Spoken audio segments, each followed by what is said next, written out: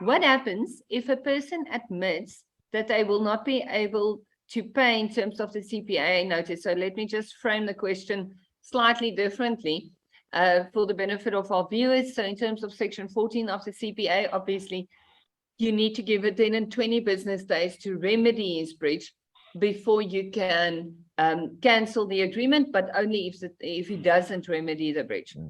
And so you do the letter of demand, give him 20 business days. He replies and says, peace out, I'm not going to pay. Does that affect the timelines? Can you cancel earlier? What's the story there?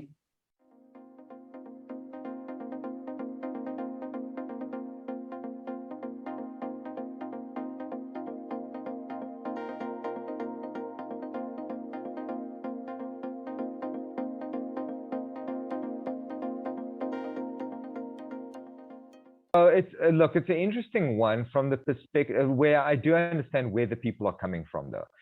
If you're sending out a notice saying you have 20 days and the person responds and indicates that they have no intention at all within paying and they're quite express about it, I do get why a person would feel, well, why do I need to wait out the 20 days? All right. And at a stage, we even looked around case law to distinguish between legislation that requires a notice to have a certain period of time versus the need to actually just have a certain period of time, right? Irrespective.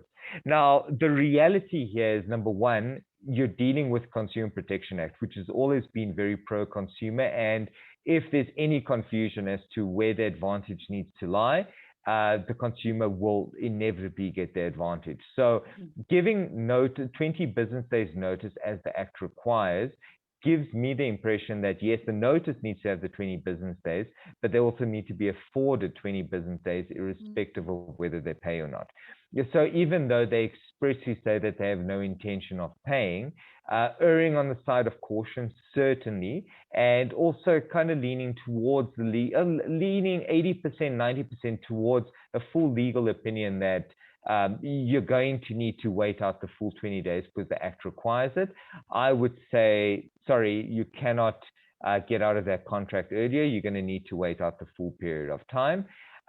What is interesting, and people often don't realize this, is remember that 20 business days is simply for the cancellation of the contract, which is, yes, the eviction in terms pursuant to a cancellation. Doesn't necessarily deal with your right to collect. So nothing requires you to wait 20 business days before going out and collecting, depending on what the contract says, of course.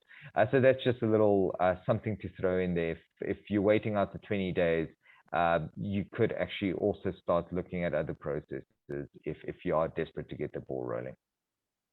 I agree 100%.